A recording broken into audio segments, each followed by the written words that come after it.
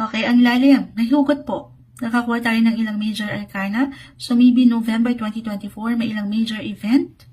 Big decisions kayong pwedeng mabuo. Okay, para sa mas ikalalalim sana. Okay, dalawa lang to. Meron na kayo nakikita po na new beginnings, rebirth, renewal, depende sa itinatakbo ng sitwasyon. It's either meron ng mag-iiwan ng closure or mag-i-stay pa. Kasi nga andito pa, mailalaman pa. Alam mo naman na andito yung liwanag pa. Okay, andito yung love at pagpapahalaga. So why not? Depende po sa inyong kinakaharap.